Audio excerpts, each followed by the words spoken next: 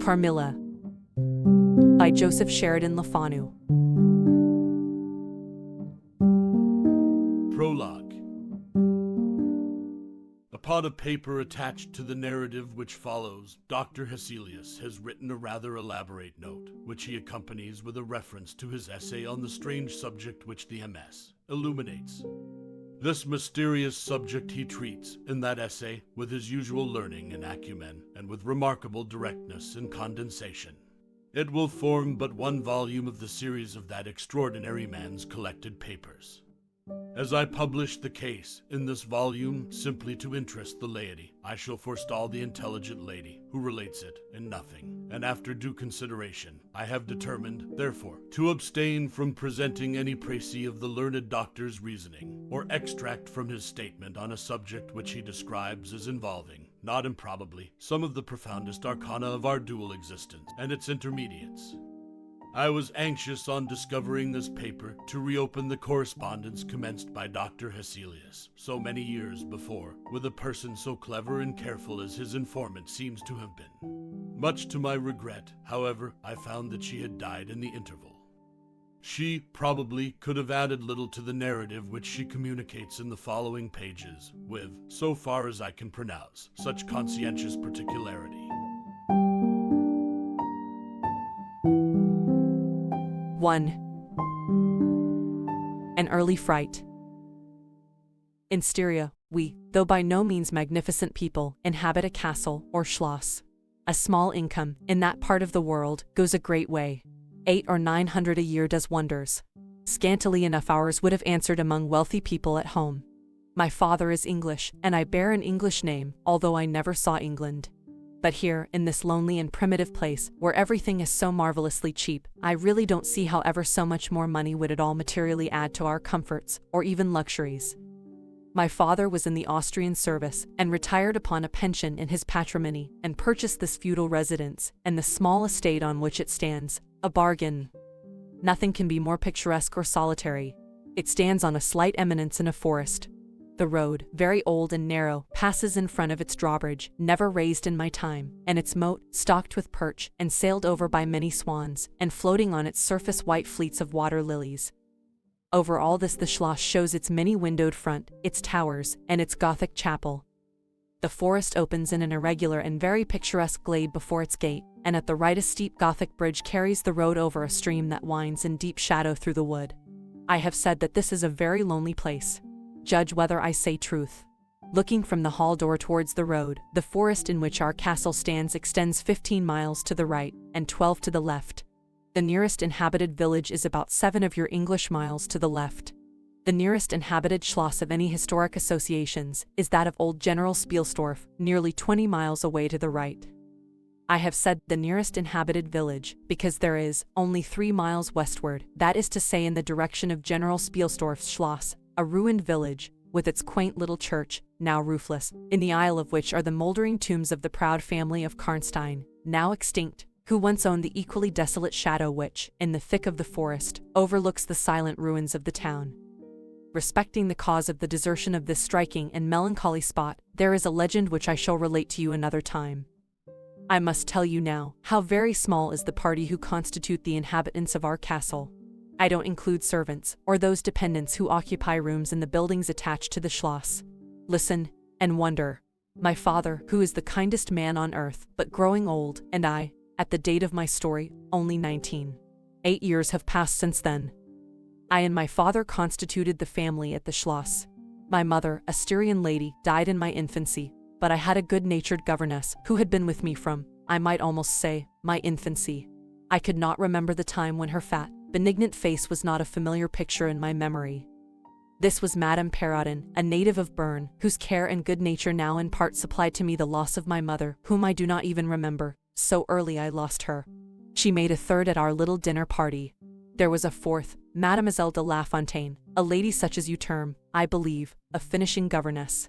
She spoke French and German, Madame Perrodin French and broken English, to which my father and I added English, which, partly to prevent its becoming a lost language among us, and partly from patriotic motives, we spoke every day.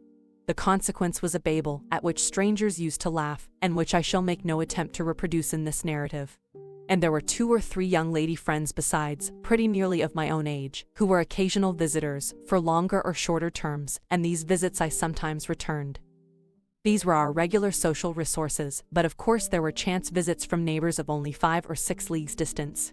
My life was, notwithstanding, rather a solitary one, I can assure you. My gouvernantes had just so much control over me as you might conjecture such sage persons would have in the case of a rather spoiled girl, whose only parent allowed her pretty nearly her own way in everything. The first occurrence in my existence, which produced a terrible impression upon my mind, which, in fact, never has been effaced, was one of the very earliest incidents of my life which I can recollect.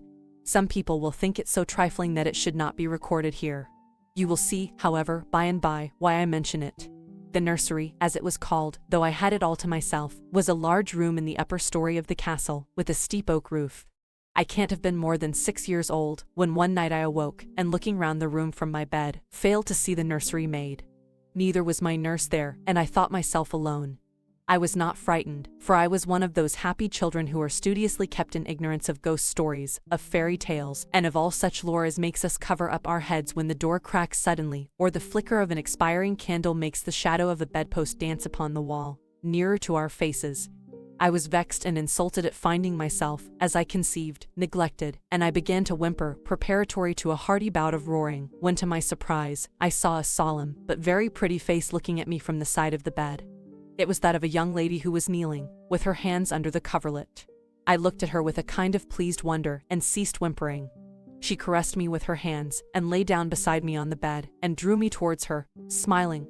I felt immediately delightfully soothed, and fell asleep again.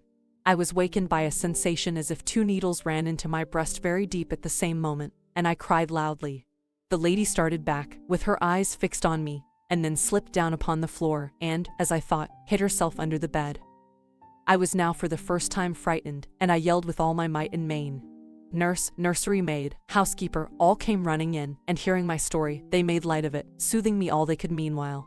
But, child as I was, I could perceive that their faces were pale with an unwonted look of anxiety, and I saw them look under the bed, and about the room, and peep under tables and pluck open cupboards, and the housekeeper whispered to the nurse, "Lay your hand along that hollow in the bed. Someone did lie there, so sure as you did not. The place is still warm." I remember the nursery maid petting me, and all 3 examining my chest, where I told them I felt the puncture, and pronouncing that there was no sign visible that any such thing had happened to me. The housekeeper and the 2 other servants who were in charge of the nursery remained sitting up all night, and from that time a servant always sat up in the nursery until I was about 14. I was very nervous for a long time after this. A doctor was called in. He was pallid and elderly. How well I remember his long saturnine face, slightly pitted with smallpox, and his chestnut wig. For a good while, every second day, he came and gave me medicine, which of course I hated. The morning after I saw this apparition I was in a state of terror, and could not bear to be left alone, daylight though it was, for a moment. I remember my father coming up and standing at the bedside, and talking cheerfully, and asking the nurse a number of questions, and laughing very heartily at one of the answers, and patting me on the shoulder, and kissing me, and telling me not to be frightened, that it was nothing but a dream and could not hurt me. But I was not comforted, for I knew the visit of the strange woman was not a dream, and I was awfully frightened. I was a little consoled by the nursery maid's assuring me that it was she who had come and looked at me, and lain down beside me in the bed, and that I must have been half dreaming not to have known her face. But this, though supported by the nurse, did not quite satisfy me. I remembered, in the course of that day, a venerable old man, in a black cassock, coming into the room with the nurse and housekeeper, and talking a little to them, and very kindly to me. His face was very sweet and gentle, and he told me they were going to pray, and joined my hands together, and desired me to say, softly, while they were praying, "Lord, hear all good prayers for us, for Jesus' sake." I think these were the very words, for I often repeated them to myself, and my nurse used for years to make me say them in my prayers. I remembered so well the thoughtful, sweet face of that white-haired old man, in his black cassock, as he stood in that rude, lofty, brown room, with the clumsy furniture of a fashion 300 years old about him, and the scanty light entering its shadowy atmosphere through the small lattice. He kneeled, and the 3 women with him, and he prayed aloud with an earnest, quavering voice for, what appeared to me, a long time. I forget all my life preceding that event, and for some time after it is all obscure also, but the scenes I have just described stand out vivid as the isolated pictures of the phantasmagoria surrounded by darkness.